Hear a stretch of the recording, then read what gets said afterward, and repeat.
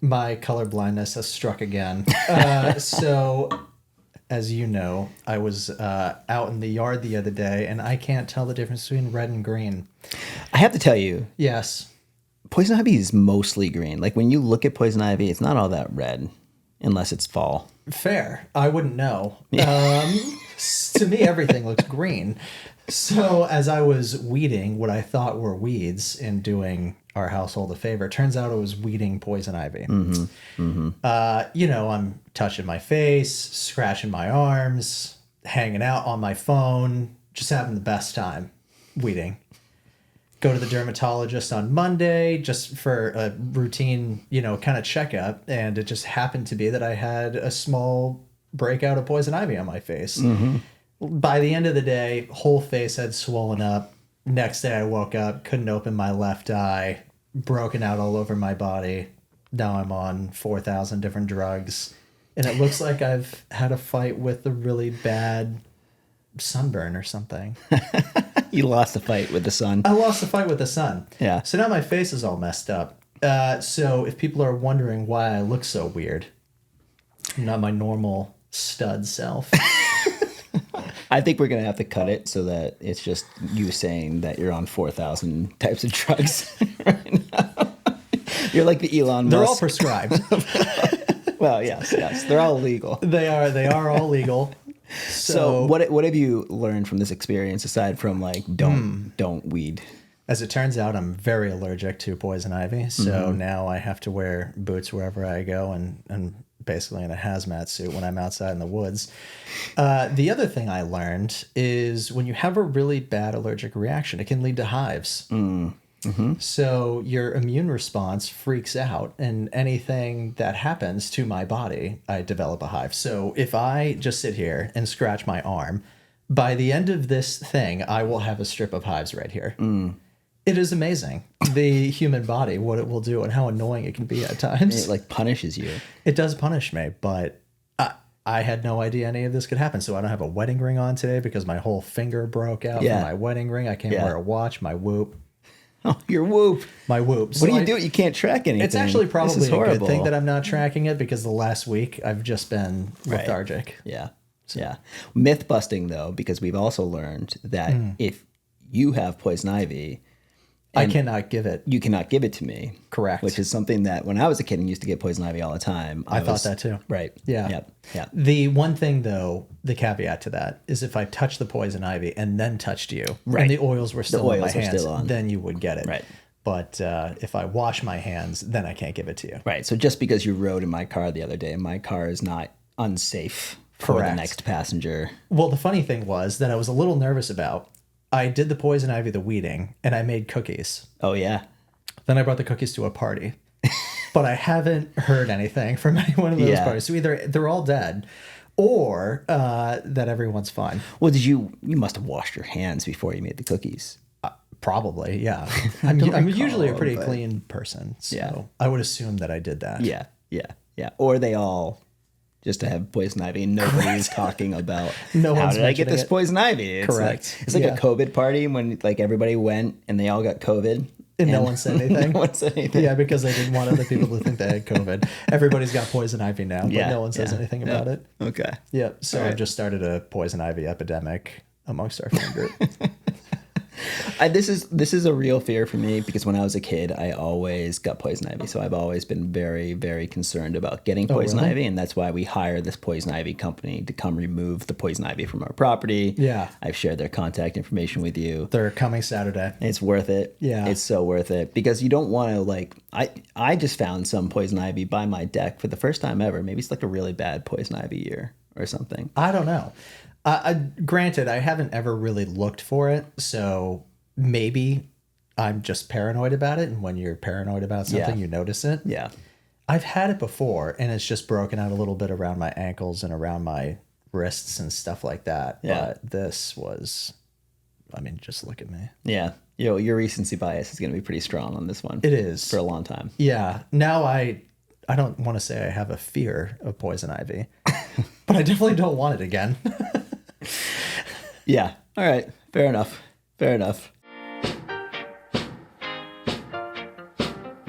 Welcome to the Compound Growth Podcast with Collin and Wheeler, where we talk all things growth. From financial growth to career growth, personal development to societal progress, we explore how each layer builds on the next, compounding over time to shape who we become. Each week, we break down complex ideas and emerging trends into clear, actionable insights. Because growth isn't just about numbers, it's about understanding the world and our place in it. The information in this material is for general information only, and is not intended to provide specific advice or recommendations for any individual. Investment advice offered through Integrated Partners, doing business as Ko-Fi Advisors LLC, a registered investment advisor. Integrated Partners does not provide legal, tax, mortgage advice or services. Please consult your legal tax advisor regarding your specific situation. Past performance is no guarantee of future results. All investing involves risk, including loss of principal. No strategy assures success or protects against loss. The economic forecasts set forth in this material may not develop as predicted, and there can be no guarantee that the strategies promoted will be successful.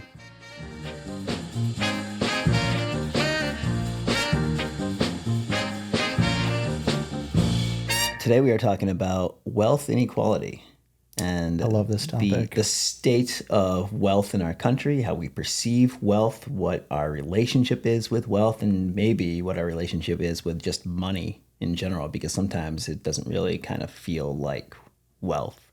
Right? I agree. Yeah. Sometimes it's not wealth at all. Sometimes it's a limiting factor. The opposite of wealth. Yeah. And I feel like it's a reoccurring conversation. And it's not just like it's not something that necessarily comes up a lot in our meetings with our clients, but it comes up in our clients' lives a lot. And I feel like it's something I never thought about when I was growing up. I wasn't really like all that aware of wealth inequality, honestly. And I think one of the reasons for that is that it's just a issue that continues to compound negatively and get worse, right? So we focus a lot more on growth overall, and talking about wealth inequality almost feels like focusing on the opposite of growth. It's like focusing on the negative sides of money. Yeah. So it's interesting to think about it and try to apply a growth mindset to it. And I guess you start by understanding it. Yeah, I think it's a very interesting topic because we always talk about compound growth. Right. And if you aren't having compound growth work for you, but if compound growth is working for other people, then that's causing a huge disparity in wealth in and of itself. Yeah. I guess when you think about it, compound growth is great when you're a benefactor. When you are not a benefactor, other people's compound growth in a capitalistic society can hold you back. Absolutely. And I think it's so if you were to ask the average person today, if you had a room full of 10 people, right, 2/3 of the people in that room would feel like wealth inequality is an issue, right? And if you think about the haves and the have-nots, it really makes sense, because part of what the focus is on how few there are in the haves and how many there are in the have-nots. And as that number increases in either direction or decreases in some directions, that wealth inequality becomes more apparent to more people. Is it really 66%?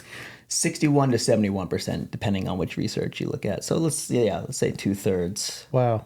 They feel like wealth inequality is an issue, and it's not one. I feel like it's a nonpartisan issue. It doesn't matter if you're Republican, Democrat, whatever the third party is that will make up someday.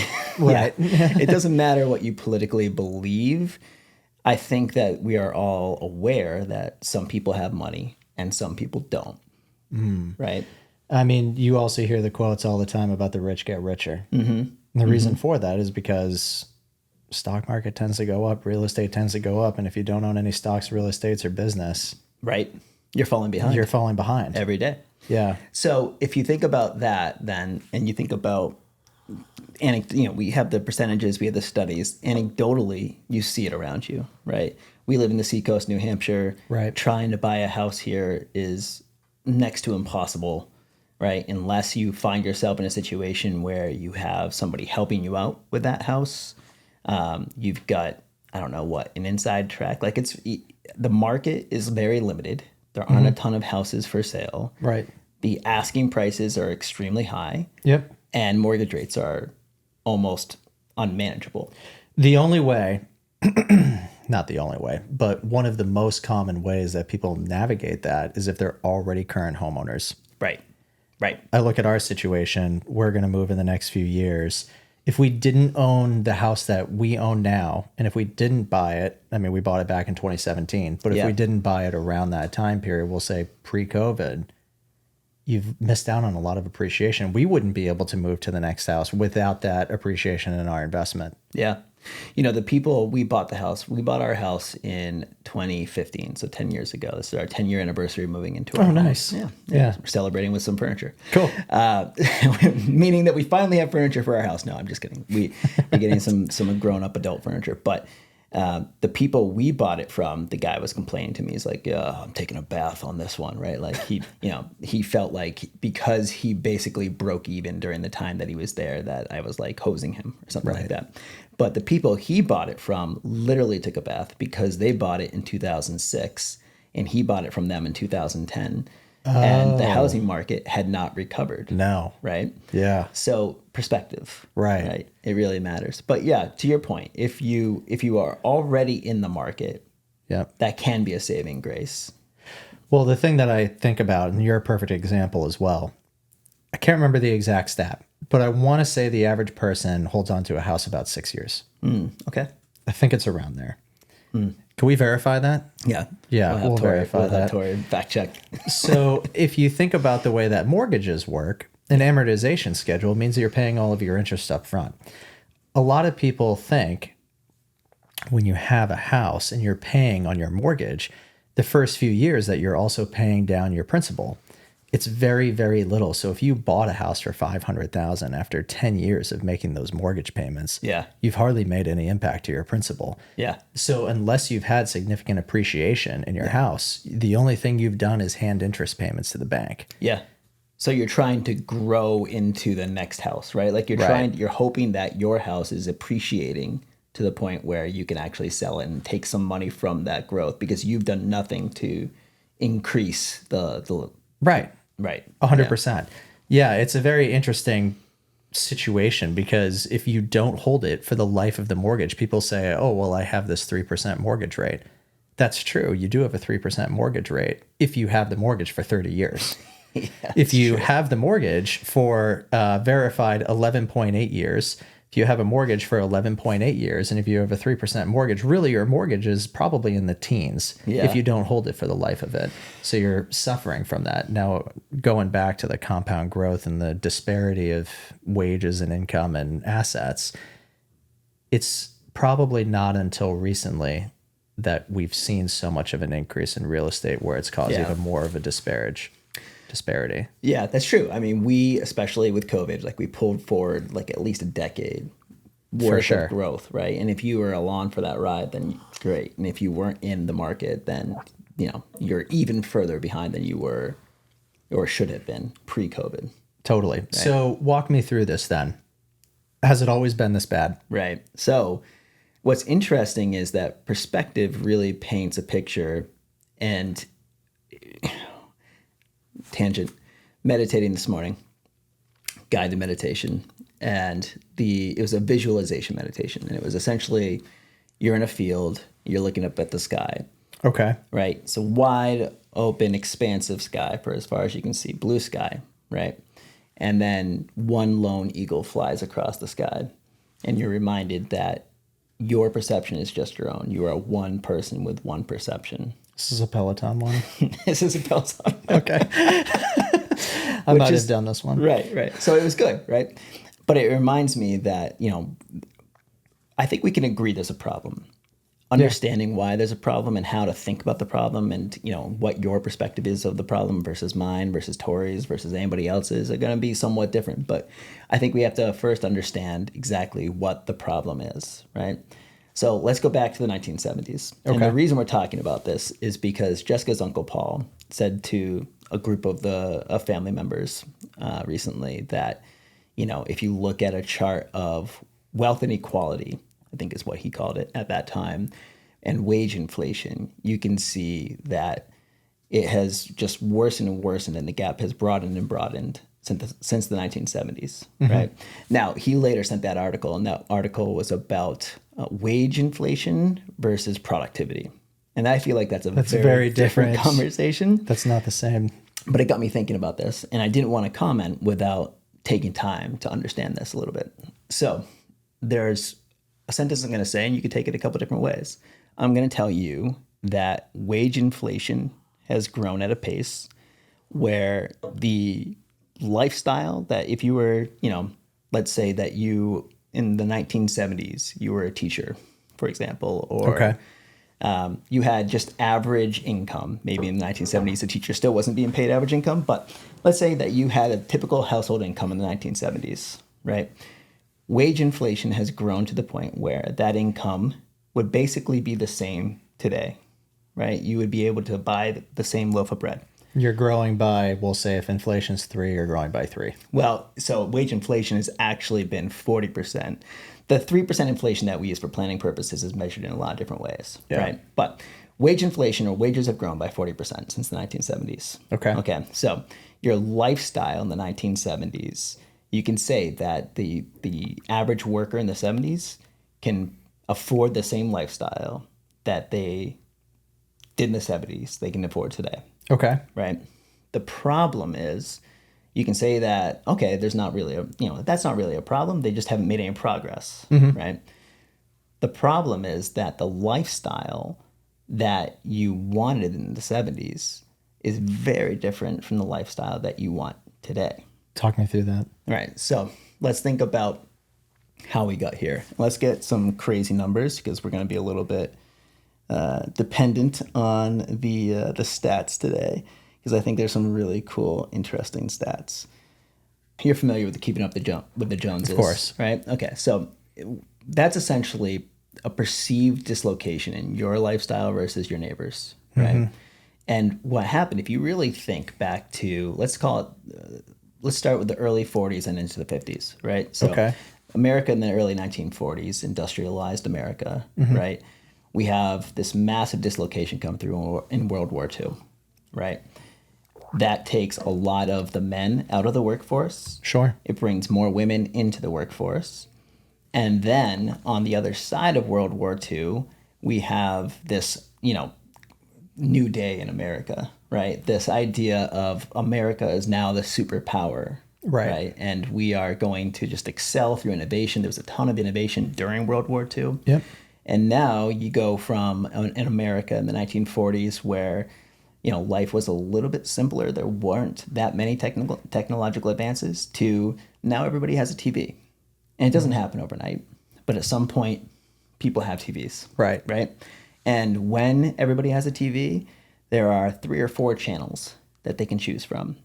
So it doesn't matter if you are a millionaire and I make $20,000 a year, we're both watching the same television programming at night, right?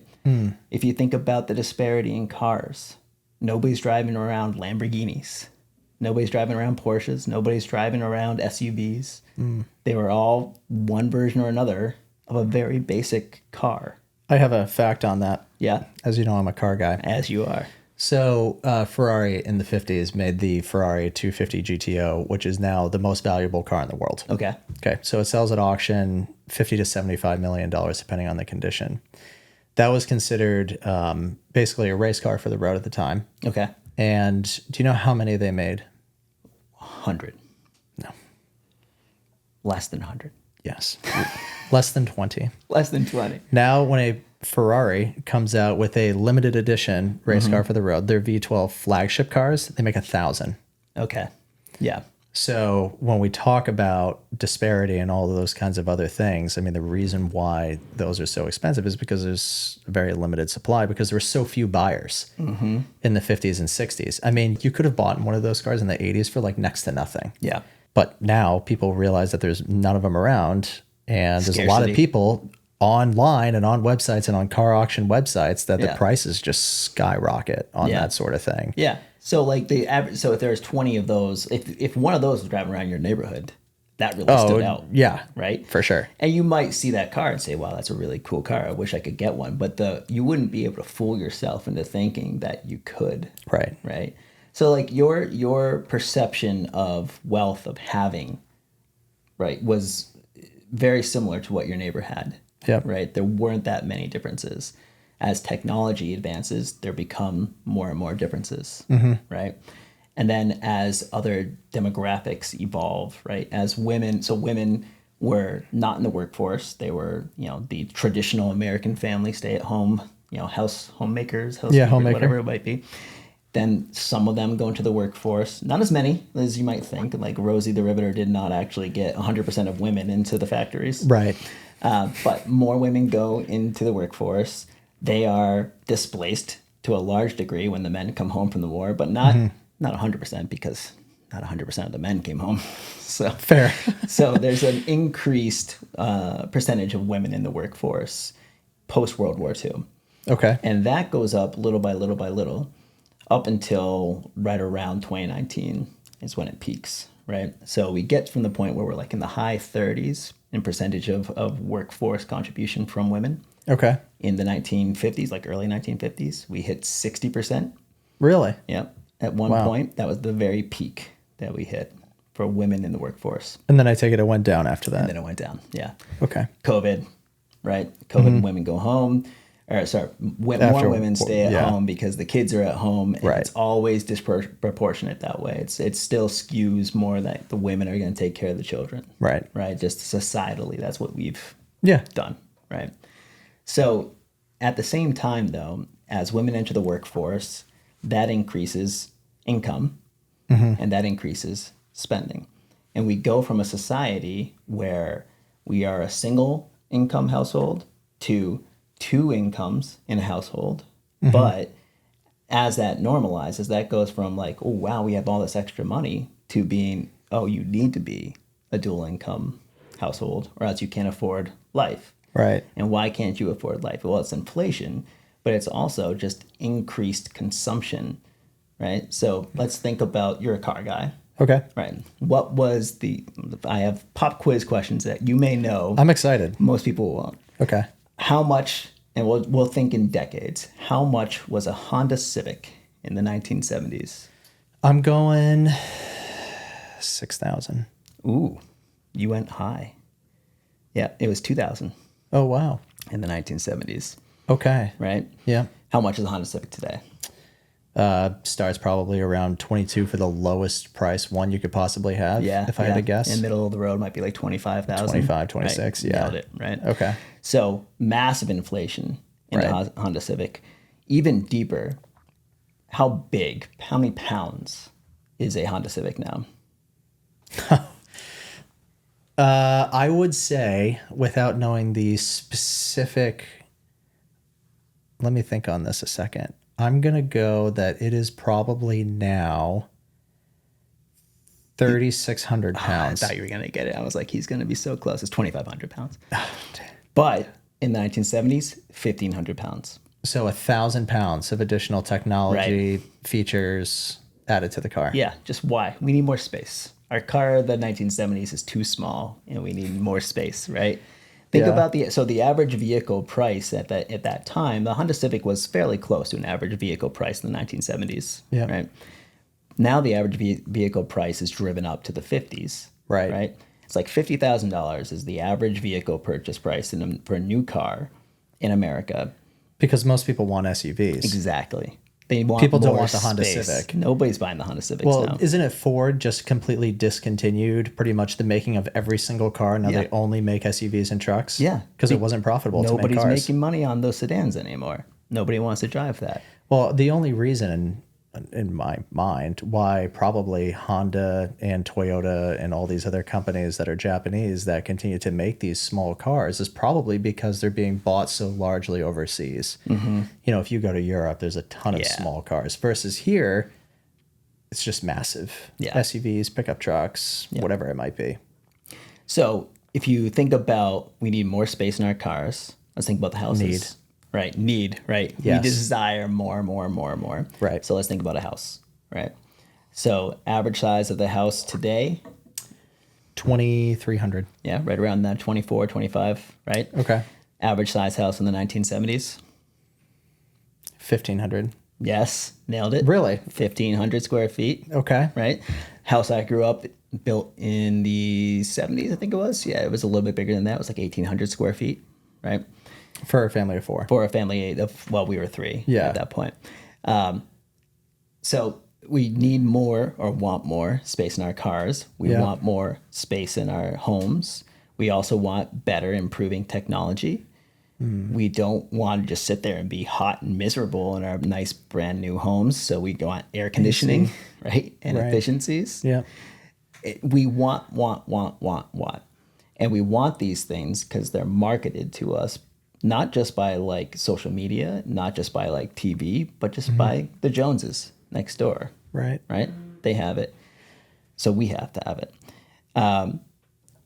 Another fun fact. Okay, keep what going. percentage of people had a passport in the 1980s? 18%. 3%. 3% of Americans had a passport in the 1980s. What is it Well, now? 1989 was that specific measurement, 3%. And now it's nearly 50%. Really? Which I was surprised that it's 50% now, but my family of three just got our passports. So that it does hold water. Yeah. Okay. So, yeah, it happens. Yeah. But international travel was an absolute luxury in the 1980s and earlier than that, right? It was actually one of the things they used to try to get to, have the Americans sign up to be in the army. See the world. You would get a passport, right? See the world. See the world.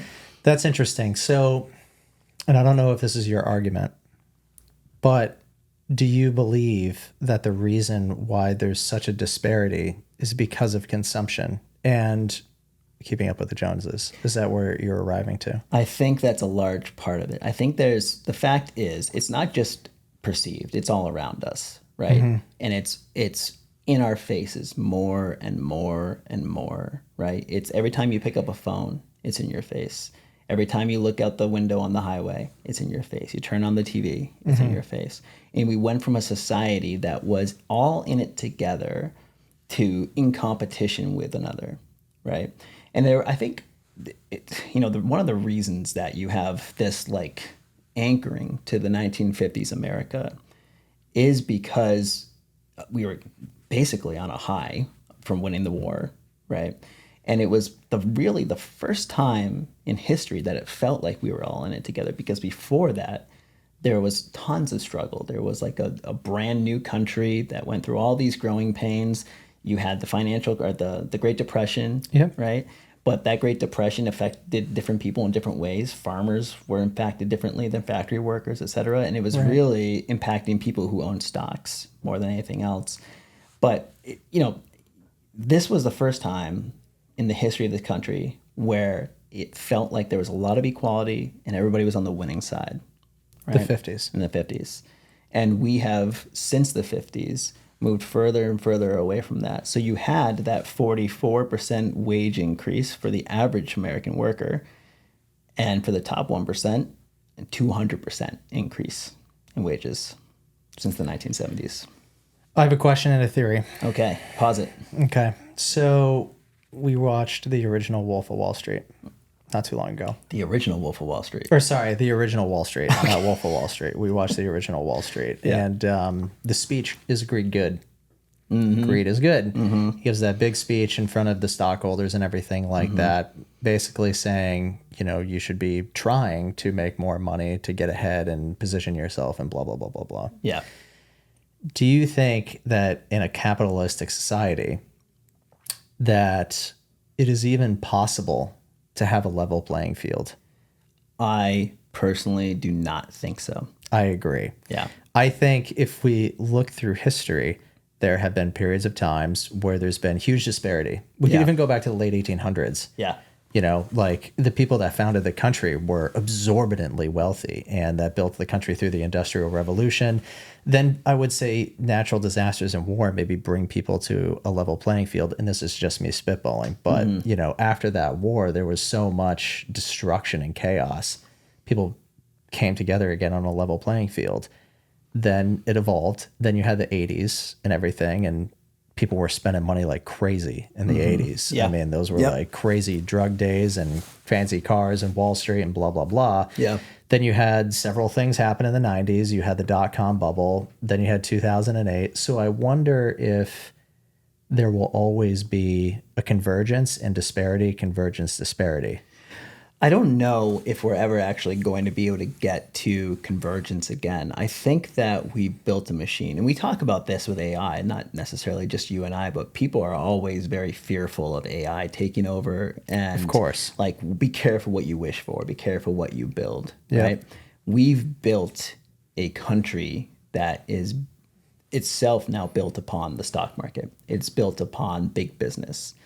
And I'm not sure that we can ever actually undo that, because the immense impact on the people with power in that situation. Do you remember Occupy Wall Street? Yeah, of course. Right. So, I think that we will go through these like periods of time where there will be massive disruption in culture, and people will become very angry, and you get the eat the rich type of approach, right? And you want to burn it all down. But you can't just burn it all down, because you've literally set yourself on fire, right? So if you're going to find a different solution, it isn't just to hit restart. But you have to recognize that a lot of this is psychological. We want more and more space in our cars. We want more and more space in our homes. We want all the finest luxuries. Meanwhile, the average American household is shrinking. And we used to be 3.2 people per household. Now it's 2.5. Right. But we're consuming more. We're consuming more. And we're producing more. Productivity goes up and up and up, right? And you can talk about the disparity between productivity and earnings. But I think it's really about productivity and consumption. We're driving productivity up because we're consuming more and more and more. And that's what led to the global expansion, right? That's why we rely so heavily on China. I will say, and I was doing some research on this ahead of time, the differences in spending habits by generation and the difference in savings between generation. Yeah. So the average baby boomer saved 10.8% on average of their earnings. Now, the current workforce saves 4.9. So the average baby boomer, is that at what point, like over the course of their career? Of their earnings. Yep. And then on top of that, the thing that's also interesting about this is I think it was 45% of baby boomers were covered by a pension during their peak working days. Yep. Now it's 11. Yeah. So a lot of the benefits have also gone away, which also speaks more to that disparity. But when I think about the way that this all breaks down, I agree that I don't necessarily think we'll ever get back to a level playing field. But I think it's important to recognize the fact that we're being pushed a lot of unnecessary stuff all of the time. And I'm guilty of it. I buy stuff all the time that I don't necessarily need, but I want it. And, it's all good. It is interesting, though. And I think when it comes to this sort of thing, it's almost un-American, some people would argue, to want a level playing field. Yeah. Well, it is. I think what's tricky is that I personally consider myself a capitalist, and that is a dirty word in my household. Yeah. And why is it dirty? I think it's because the focus on when you say capitalism, the focus is on the negative. Okay. And I know that capitalism, just like anything else, when it's mismanaged or just let loose, can create a lot of problems. It created this wealth disparity, right? It can also create solutions. It can also provide opportunities. So you can't say that anything, just you brought up this point a number of times, nothing is very few things are all good or all bad. Right. Right. And I think capitalism, it gets a bad rap and it earns a bad rap a lot of the time.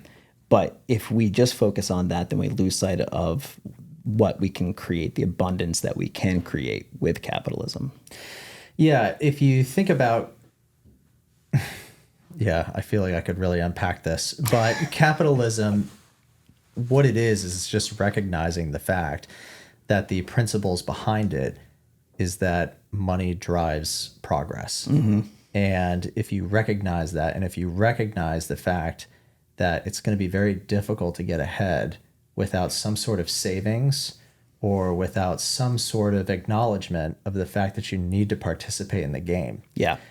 If you don't play the game, you're going to lose. Yeah. If you acknowledge the fact that you're in a game and you play by the rules and play to win, then it will work out well for you in my mind. As an example, we have clients that don't necessarily make a ton of money by modern day standards. I'll say they're average. And even we've had some people that make below average, but they don't buy the new cars. They don't buy the fancy purses. They don't do this. And they're still able to shell away a ton of money.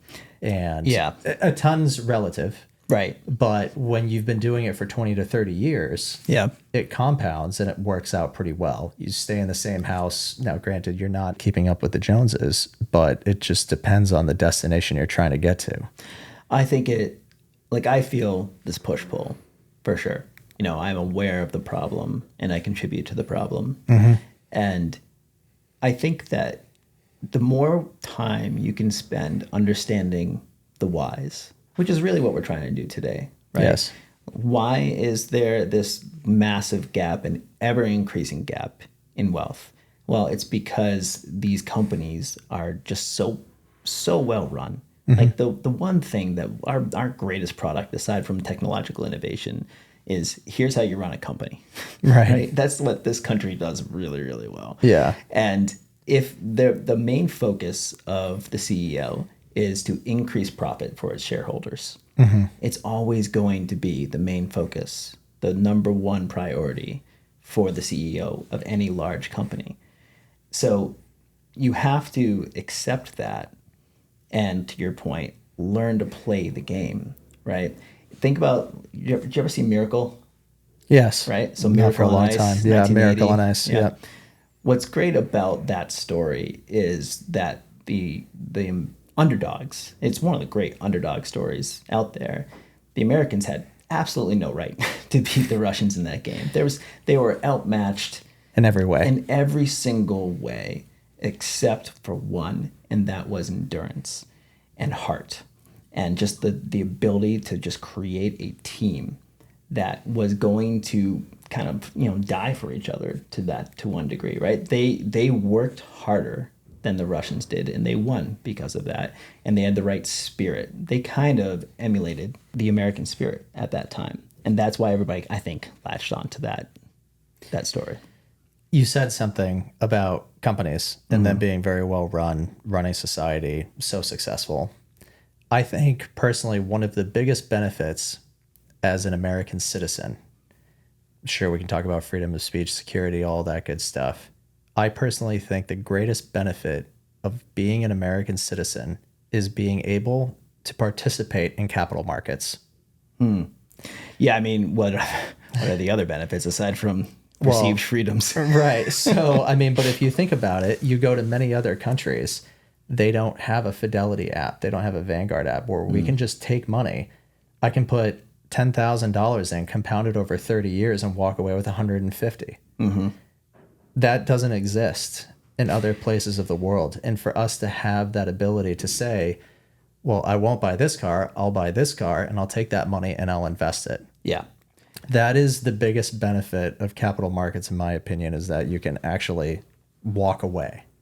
I think you can. Yeah. Right. But you have to dedicate some capacity to that. You have to dedicate some aspect of yourself to that. You do, but the fact that it's even an option, now it's becoming easier and easier. It's becoming more commoditized. Being able to trade and participate. Yeah. I mean, in my mind, capitalism, you could say that capitalism only benefits the wealthy. That's true. But at a lot of points, these people weren't wealthy. Yeah. And they had to start off at somewhere without capitalism, in the same way that if you just say capitalism is bad, that's one thing. But if you say, I recognize I'm in a capitalistic society, so I'm going to participate. Yeah, that's my point. That's why you can't burn it down. Right. You have to recognize that the game is not in your favor and that you have to play it anyways, unless you're going to leave the country, right? Unless you want to go live somewhere else. And I think that that's the acceptance aspect of this is really important. We talk about increasing value, right, and not blaming the system.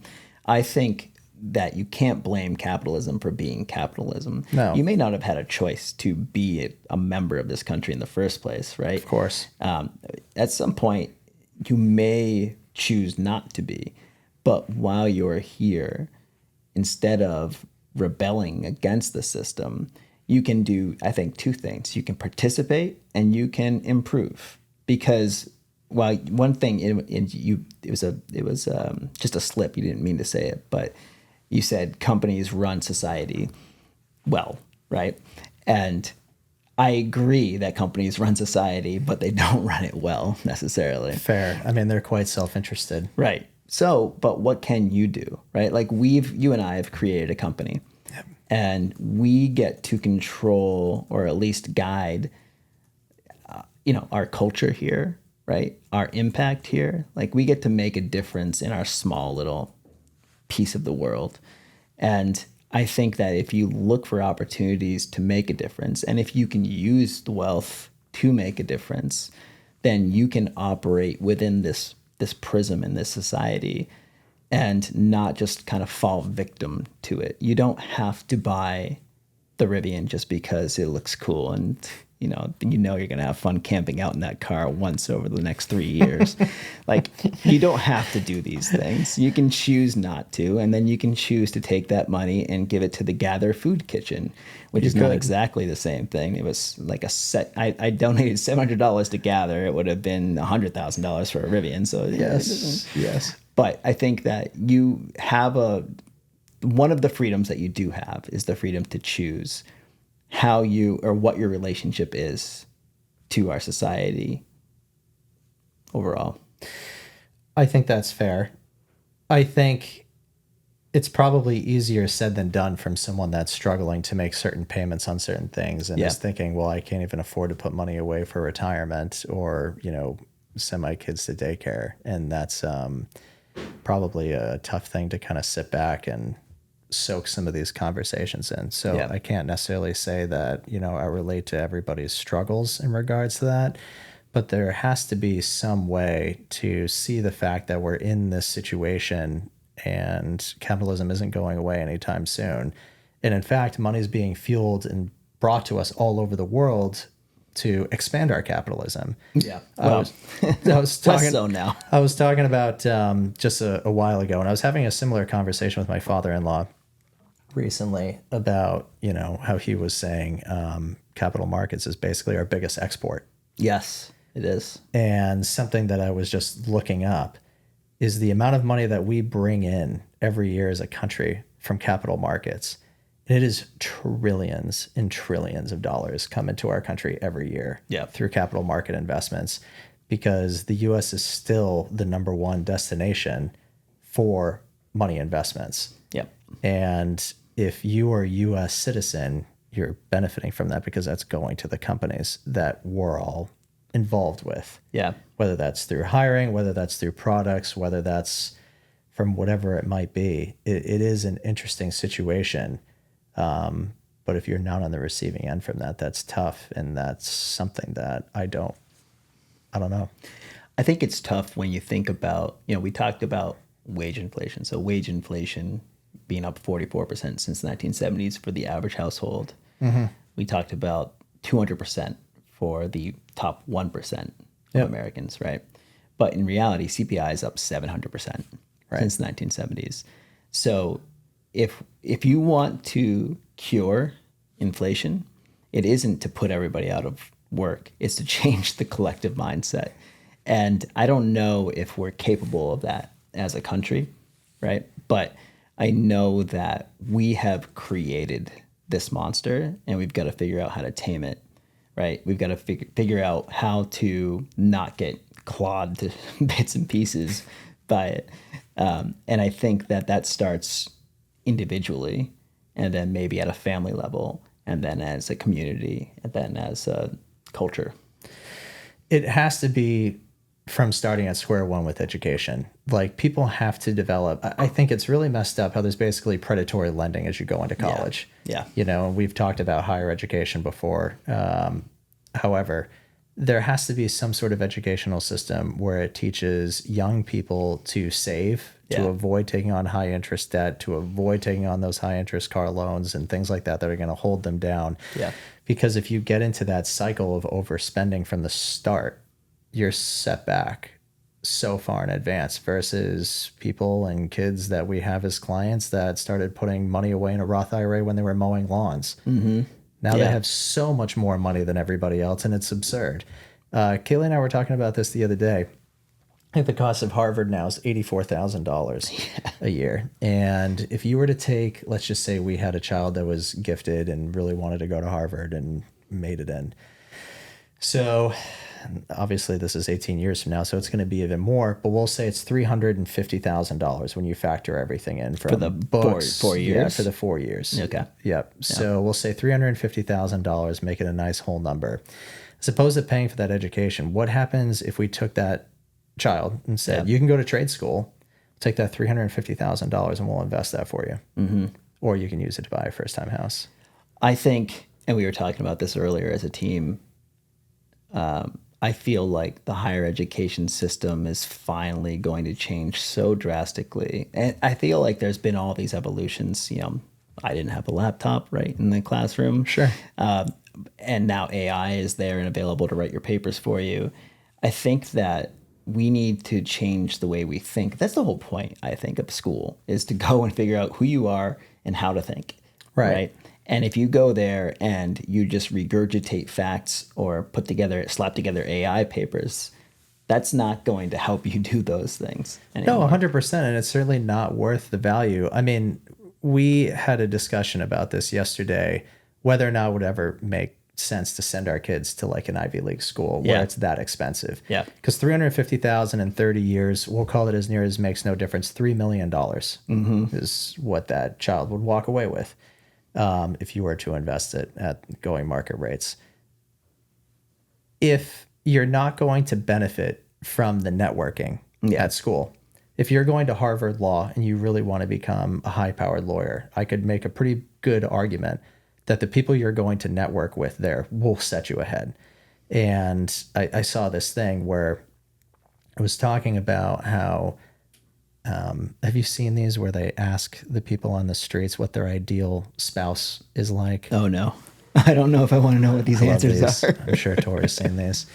So it goes around and it asks women and men, you know, what does your ideal partner look like? Yeah. And they always say something to the extent of, you know, oh, well, they're this height, they have blue eyes, they make $500,000 a year, they're a lawyer and all this. Yeah.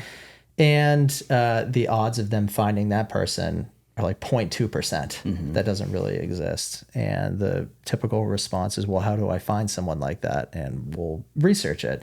So the only real way to necessarily date or find someone consistently from an Ivy League school or that is in that career is to be doing it yourself.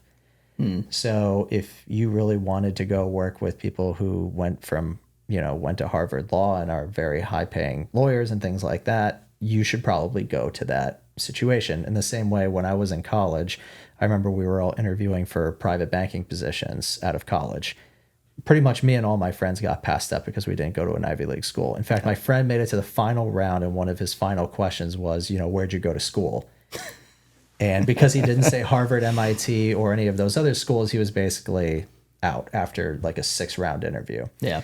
So if that's the route you want to go, I could see it making a difference. But if your job is to, you know, find something that's going to pay you really well, I think higher education is really tough to find an ROI once it gets that expensive. I think measuring the ROI on higher education in general is it's an appropriate way to do it. It's a difficult way to do it. Right. I think that, you know, when I look back over the money I spent on various forms of higher education, especially as a household, you know, whatever, it got us to where we are today, and we're happy with where we are today. So happiness is hard to measure, but you're right. It's when you think about the kids. One thing that I really appreciate about my daughter is that, you know, she went to a birthday party on Saturday, and the house she went to is a really, really nice house. It's huge, right? Yeah. There's all these rooms and all these, you know, it's got a laundry chute that she could like throw things down and her friends would catch below or whatever. She was having so much fun. She said, you know, that house is the coolest house ever. Okay. And I'm like, okay, well, do you want to sell our house and go buy a bigger house? She's like, no, I love my house, right? That's nice. When she wanted a Tesla is because it made fart sounds, not because it was a Tesla. Of course. Right?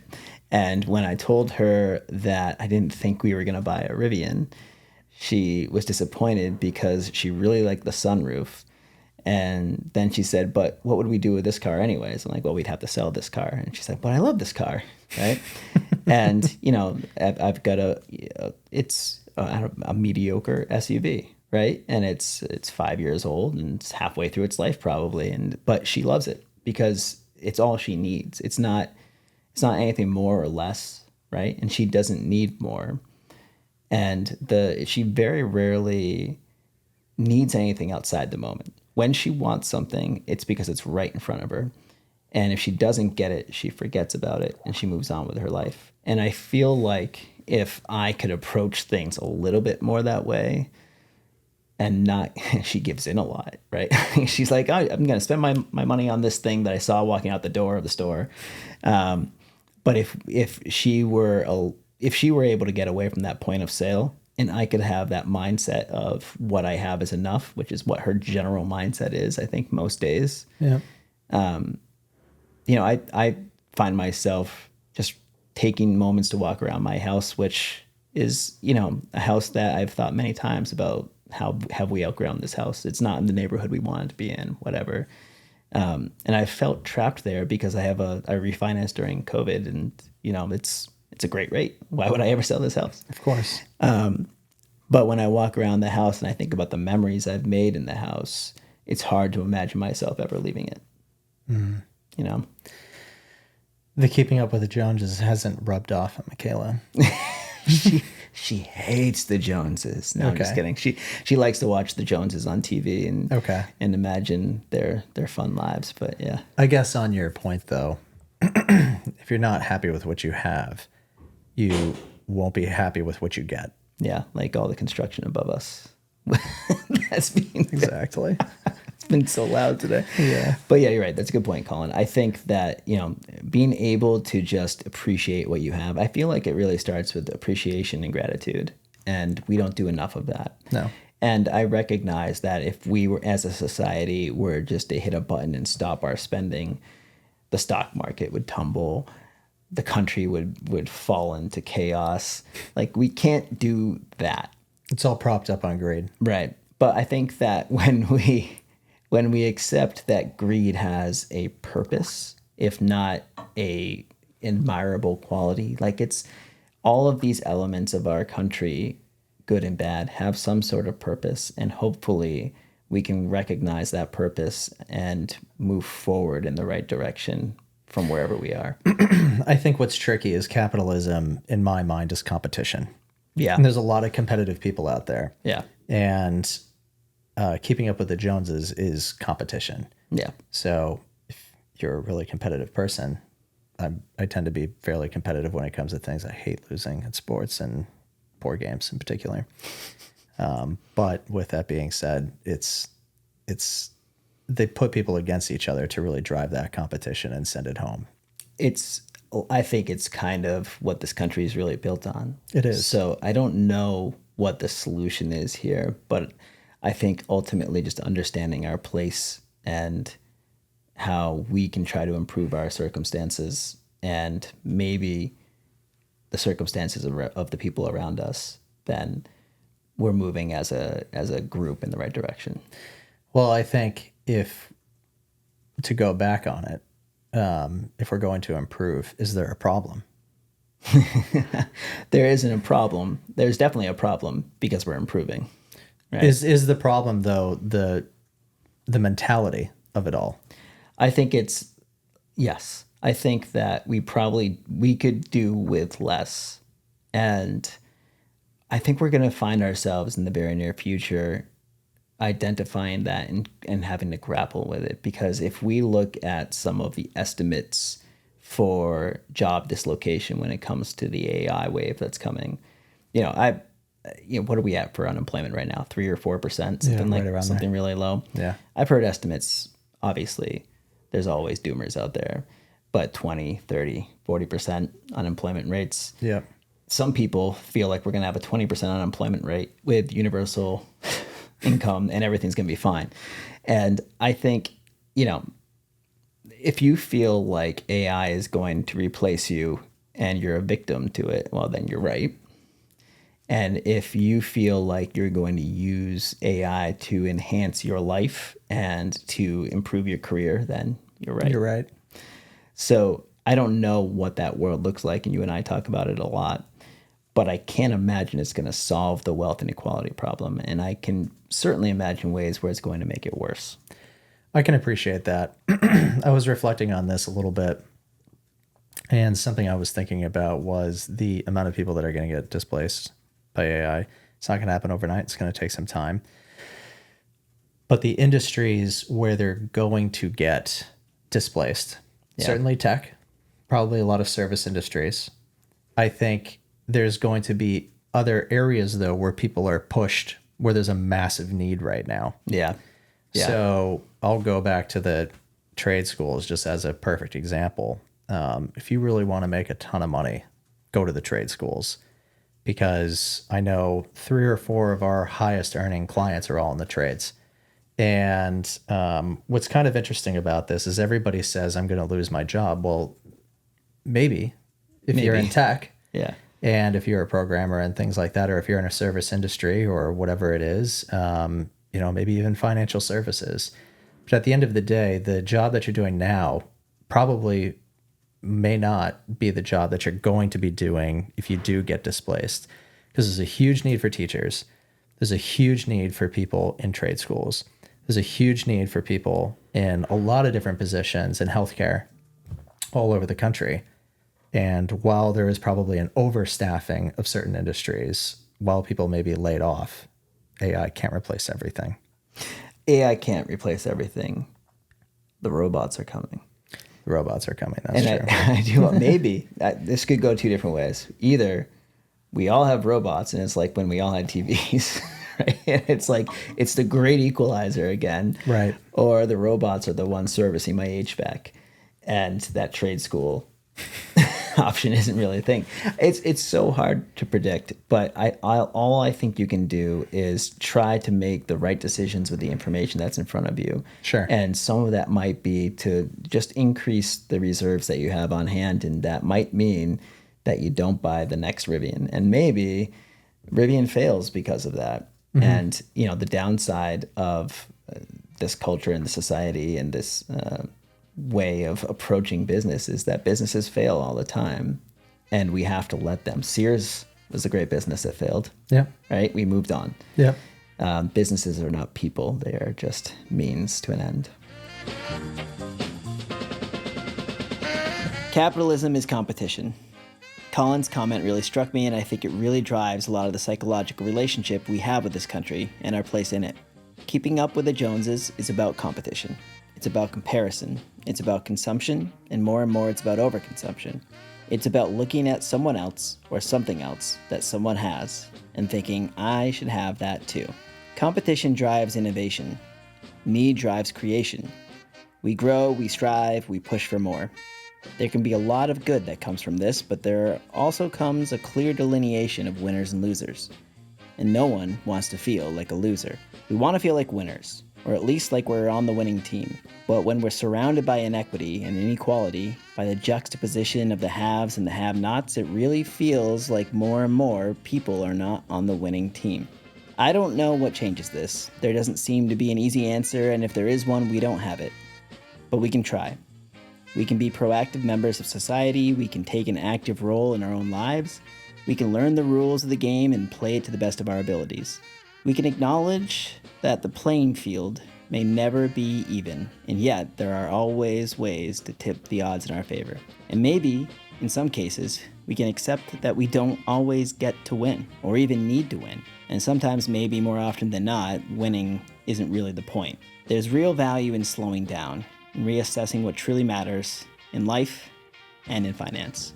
Now I'm going to ask you for a favor. If there's anything you heard today that you like or disliked, agreed with, or were angered by, please share this episode. Help us spread the word. We think these are topics that are worth talking about, worth thinking about. We want more people to explore them with us, and We'd appreciate your helping us to do that. Thanks again for stopping by. We'll talk to you soon.